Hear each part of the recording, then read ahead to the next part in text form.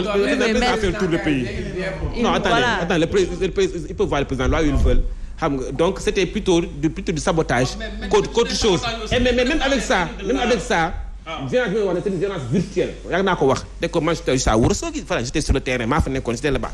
Donc gis ma fi amul fi kenn ku fa ne j'étais blessé ku nekk ne am naa certificat médical. Non, je vais t'expliquer pour toi maa ngi ñëw. amul kenn ku tax naa am na certificat médical. amul y a pas de blessé à Ourossogui, y en a pas. violence nervie ñu li ñu fi wax yëpp génn ñu la kenn kii a été blessé même au petit doigt. y a pas eu ça. Est-ce que y a pas eu quand même ay affaires yoo xamante ne teg ngeen leen ko ba ñoom ñu nekk dos au mur pour mën a riposter comme ni ñu riposter. Non, mais attends. Déjà interdire par un arrêté tout à fait ça c'est une violence. Exercée sur les gens. C'est autre chose. C'est autre chose. Non. Il y a eu ça c'est deux cas différents. C'est deux cas différents. Parce que je suis en tant que maire, j'accueille le président de la République. La mairie c'est une institution. Le président de la République c'est une institution. Donc, on l'accueille dans ma commune, mais la mairie a une obligation de décorer la ville en termes de drapeaux, tricolores, pour symboliser effectivement la grandeur de cet événement. Donc, on ne va pas quand même tolérer que ces affichages sauvages de n'importe comment, partout. Non, maître. D'accord. Mais moi, je pense qu'effectivement, les images le montrent, comment on a très bien accueilli avec de belles images. benn anecdote gis nga le président Senghor. Rapidement. Le président Senghor, je crois que c'était en 78 bi mu ñëw Thiès. boobu dama toog ren rajo di ko déglu. bi mu ñëw foofu il y a eu des partisans de Wade yu ko xaaroon foofu à l'époque bi mu ñëwee ñooñu dañuy déployer seen pancarte pour montrer tout leur mécontentement mais xam nga Senghor lu mu wax mu ne mais j'ai vu des partisans de Abdoulaye Wade am na sax nu mu leen qualifié xaw ma courageusement anonyme mais je les ai salués. Et pourtant Senghor a accepté ça en 78. Mais ce que Senghor pas accepté en 1978. Nous aujourd'hui on ne peut pas l'accepter en 2021. Alors Ali, peut-être Senghor a eu la décence même de les saluer.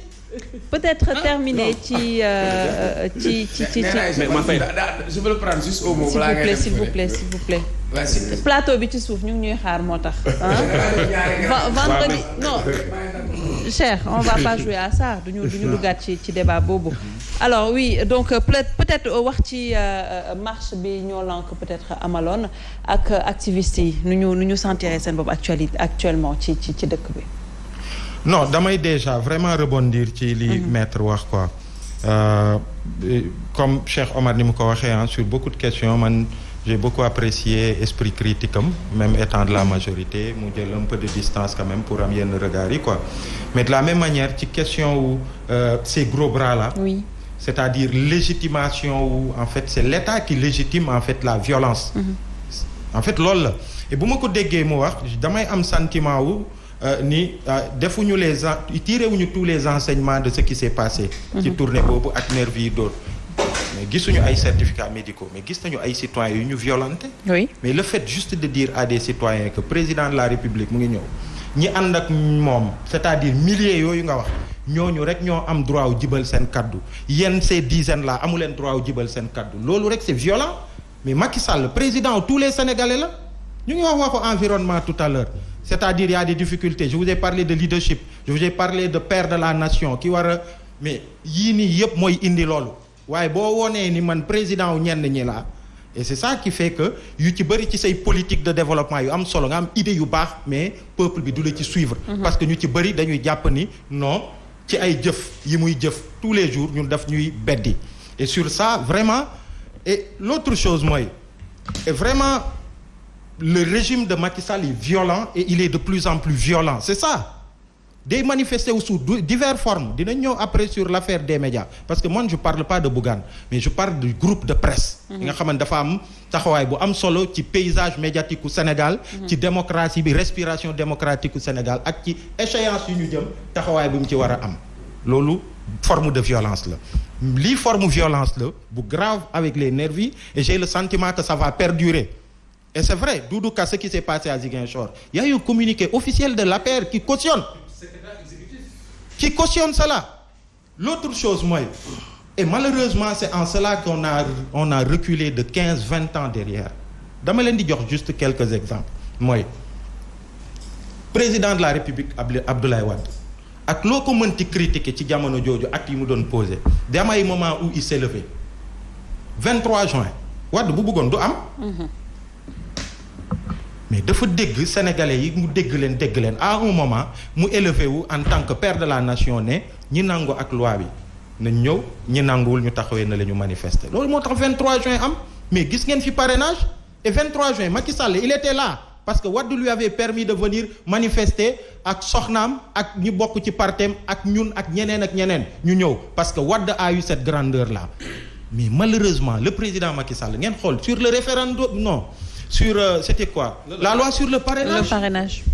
Et je disais hier barki démb ci benn émission ni pour une fois j'ai été d'accord avec Maître El Hadji Diouf gis nga li doon jóg contre cette loi sur le parrainage pas dans l'esprit mais ni ñu ko doon tegee ñu ko nangul ñu na doon jóg moo ëppoon solo même 23 juin man loolu xam naa ko parce que j'ai été un acteur du 23 juin et j'ai été un acteur de ce jour-là mais nan la demee Macky Sall bunkari de Dakar yëpp violence bu garaaw man commissariat la fanaan biñ may entendre j'étais menotté par derrière comme un malfrat c'est de la violence et l'autre chose mooy lan mooy la loi mooy projet de loi bi mujj jàll sur le terrorisme ak yooyu modification ñoom Abdou Karim Gueye xurum xaq ils sont allés manifester pour parler des activistes ak li ñu nekk di subir venant d'un régime policier bi nga xamante ni régime Ben Ali gis nañ ko fi Tunisie mais gis ngeen fu mu mujjee dañ doon def ay classement les régimes policiers au monde Ben Ali régime am Tunisie à l'époque c'était un état policier mais gis ngeen tunisiens yi après fi ñu mujjee ak moom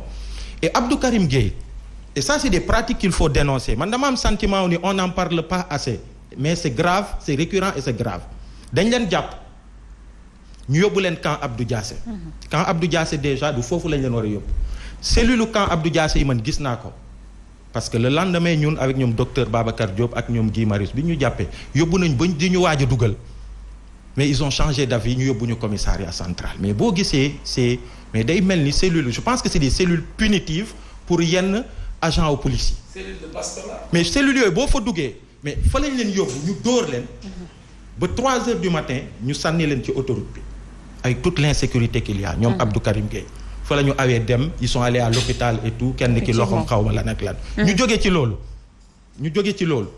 ñoom Guy Marius Sagna ils ont été arrêtés mooy bi ñu leen di jàpp ci biir oto yi ak ñoom El Malick on les amène au camp Abdou Diassé encore pas au commissariat central pour respecter les normes en termes de détention ñu yóbbu leen camp Abdou Diassé ñoom ñëpp ñu dugal leen dans ces cellules punitives là ba kenn ci ñoom je pense El Malick qui a des problèmes respiratoires il pouvait plus respirer ñu évacuer ko à l'hôpital ñu xiifal leen ba 1 heure du matin nangu ñu indi leen lu ñu lekk lu ñu naan leur avocat n'a pas eu accès à eux maître Khourechi il n'a pas pu les voir ba 3 heures du matin ils les prennent par groupe ñii ñu jël leen ay jigéen ci biir ñu dem sànni leen ci autoroute EMG bi ñenn ñu jël leen dem sànni leen ci VDN bi. Il y avait des hommes et des femmes. C'est le summum de la violence. Mais c'est façon de faire un état aussi violent mais qu'est-ce qu'on peut espérer de lui gis ngeen c'est l'état qui doit montrer l'exemple. Et ce régime de Macky Sall il est de plus en plus violent actes yi nag gis nga actes yi lu muy indi.